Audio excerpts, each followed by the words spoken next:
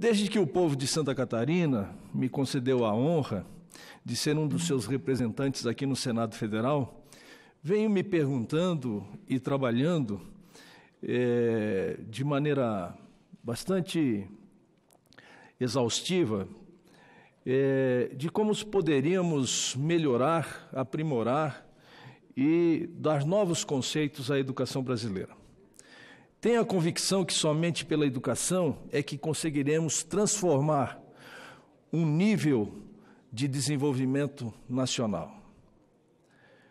Assim, venho a esta tribuna para tratar de um assunto que expus recentemente na reunião da Comissão de Educação, Cultura e Esporte do Senado Federal, a qual tenho a honra de presidir. Trata-se, senhor presidente, de números, de dados da infraestrutura das escolas brasileiras. Repito, trata-se de dados e de números da infraestrutura das escolas brasileiras. O censo escolar realizado pelo INEP consiste num questionário encaminhado a todas as escolas do Brasil. Os diretores e diretoras dessas escolas têm o dever e a obrigação de responder esse questionário e o resultado serve para a elaboração de políticas públicas pelo Ministério da Educação e Cultura. E analisando, senhor presidente, esses dados que são de 2018, algumas questões e alguns números me chamaram muito a atenção. Faço um parênteses aqui, porque quando li alguns números, liguei para o INEP, querendo acreditar que havia algum tipo de erro no relatório do censo, porque os dados eram muito alarmantes. Segundo o INEP, alguns diretores podem ter, por descuido, preenchido errado o formulário, mas ainda, segundo o INEP, a maioria absoluta dos dados condizem com a realidade nacional. Dito isso, segue os dados, senhor presidente. Existem no Brasil hoje mais objetivamente mencionando, 181.939 escolas, somando-se aí a educação infantil até a educação de jovens e adultos. Destas 181 mil, arredondando o número, 141 mil escolas são da rede pública. Só estou relatando isso para demonstrar a importância da educação pública no Brasil, porque realmente a educação depende muito das escolas públicas desse país. E considerando o universo das escolas públicas, temos 17 mil escolas sem banheiro dentro do prédio escolar. Esses são os números alarmantes que recebi do INEP e que já relatei e quero relatar aqui da tribuna do Senado Federal. Repito, considerando o universo das escolas públicas, temos os seguintes números: 17.509 escolas sem banheiro sanitário dentro do prédio escolar, 47.175 escolas sem internet, 45 mil escolas sem ligação de rede pública de água, 7.248 escolas sem ligação com a rede de energia elétrica, 83.403 escolas sem ligação com a rede pública de esgoto, 38.178 escolas sem dados, ou melhor dizendo, sem coleta de lixo periódica, 97.729 escolas não possuem bibliotecas, 95.134 escolas não possuem quadra de esportes. E eu não estou aqui tratando apenas das dependências superficiais. Estou falando de banheiros, de água potável, de luz, de esgoto e de bibliotecas. Imagine, senhoras e senhores senadores, qual o tipo de aprendizado que um professor, que já é mal remunerado na sua maioria dos casos, poderá passar aos nossos estudantes se nem banheiro dentro da escola possui? De fato, os números são extremamente alarmantes.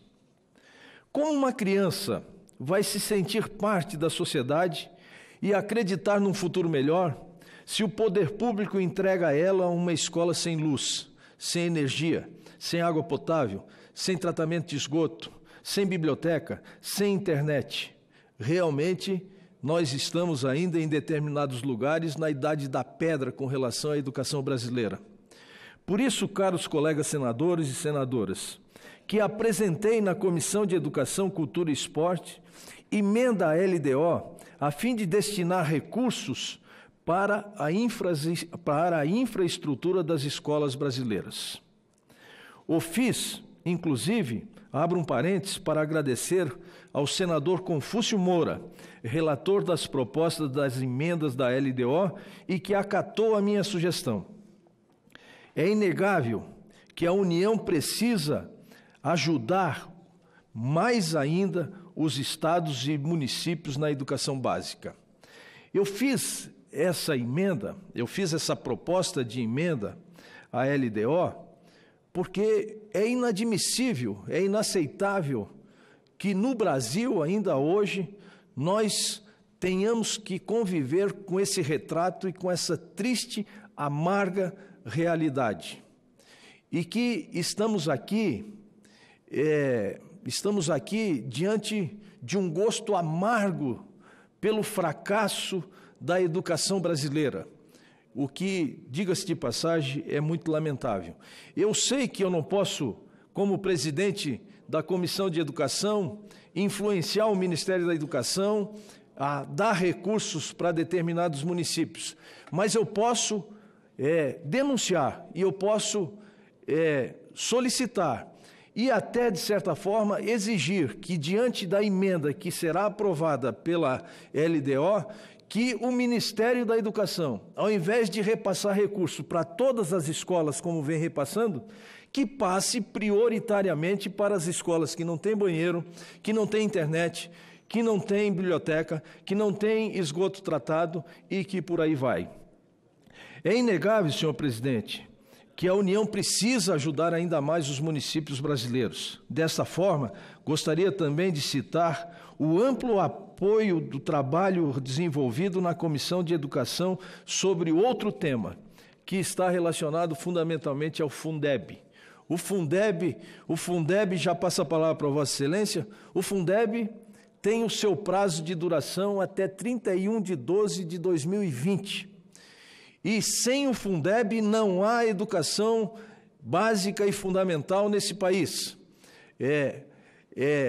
Cancelando, não reaprovando, não reconstruindo o Fundeb, será decretado definitivamente a falência da educação básica desse país. Portanto, é muito importante que nós continuemos discutindo a questão da renovação do Fundeb e que nós já estamos fazendo isso no âmbito da Comissão de Educação. Já tem um projeto em discussão, o relator é o senador Flávio Arnes. Nós já fizemos no âmbito da educação, da Comissão de Educação, 3 audiências públicas. Existe também, senador Jean Paul, um processo, uma PEC também em andamento no âmbito da Câmara dos Deputados, que já está, inclusive, bem mais avançada do que a PEC aqui no Senado. Já estamos envidando todos os esforços no sentido de que Câmara dos Deputados e Senado Federal possam unir as suas forças, discutir as suas 2 PECs e encontrar um denominador comum que possa aprovar um novo fundo de desenvolvimento para a educação que possa vir de encontro aos interesses da sociedade brasileira. Portanto, esse é um tema, na minha opinião, estratégico e fundamental para a garantia de uma educação de qualidade para os brasileiros. E já convido, respeitosamente, convoco Vossa Excelência a entrar nessa trincheira para que nós possamos solicitar ao Ministério da Educação prioridade das prioridades para resolver preliminarmente esse tipo de problema, porque é inadmissível, em pleno século XXI, que nós tenhamos ainda escolas sem essa infraestrutura necessária que Vossa Excelência acabou de mencionar e que eu acabo de relatar aqui com muita tristeza e com muita perplexidade e com muita angústia também, que quando eu recebi esses números, eu mandei checar, porque não acreditei que pudesse estar acontecendo isso. E isso é muito lamentável, porque em tempos de crise é necessário que nós tenhamos elencados ou que elencamos prioridades, e governar é estabelecer prioridades. E por séculos o Brasil não investiu o necessário em educação básica, e por isso estamos muito aquém dos países vizinhos nossos aqui, bem próximo de nós. Precisamos, como disse, no início desse pronunciamento, encarar a educação como prioridade no país, tendo em vista que um povo sem educação e de qualidade é um povo sem futuro. Vamos juntos, então, senhor presidente, transformar essas prioridades numa realidade para todo o Brasil. Era o que eu tinha a dizer, senhor presidente. Muito obrigado pela tolerância e salve o Brasil, salve a educação brasileira.